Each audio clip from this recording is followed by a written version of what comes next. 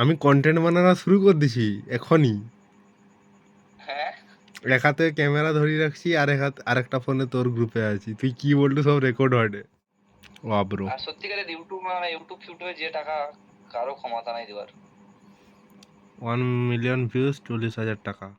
तो भाई आज मैं मेरे दोस्त को गेम खेलने के लिए कॉल किया, तो वो बोला कि देख भाई सौरभ जैसी ने डेली कंटेंट बना के प्राइवेट जेट खरीद लिया, तो भाई कल से हम भी वीडियो बनाएंगे, डेली कंटेंट पोस्ट करेंगे। व्यूज़ एक दो की हुई ना है, पर वीडियो पोस्ट डेली चालू रखना चाहिए। तो देखो आगे मैं और मेरा दोस्त का क्या बातचीत होता है। মানে দিতে সে বলতে হ্যাঁ তুই ভিডিও পোস্ট, আমি তাকে বললাম যে আমি করবো, তুইও কর তাহলে ডেলি কবে কম দেখবি মেশিন গা অয়েল এই কোম্পানি অয়েল। হ্যাঁ, হাসি উড়ে দিয়েছিল। তার আগে আমি ফোনটাই কাটিয়ে দিচ্ছি, তারপরে ফোন করছি আর ধরি।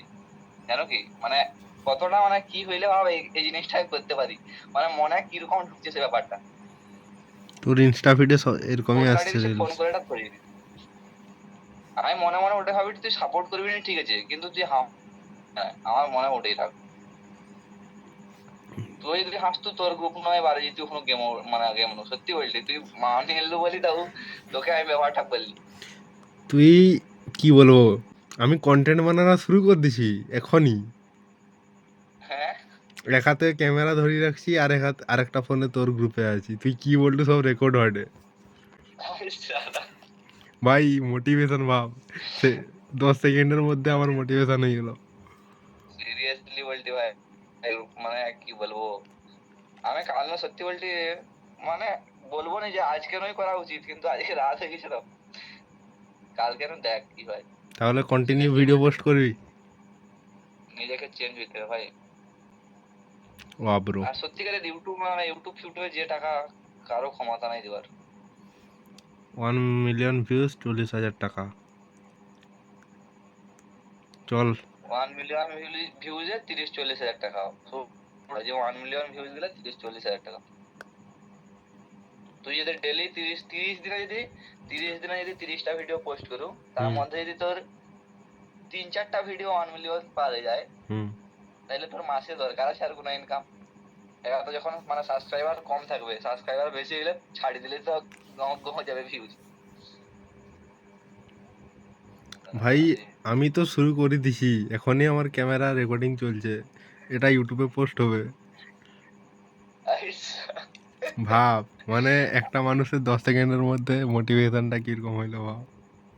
আরে সিরিয়াসলি বলতে মনে হয় আমার মানে কি করবো আমি কারণ জানিনি, কিন্তু শুধু ওটাই নিজেকে বুঝাই দিছি যে যা হোক কিছু করতে হবে লাইফে, কিছু করার নাই।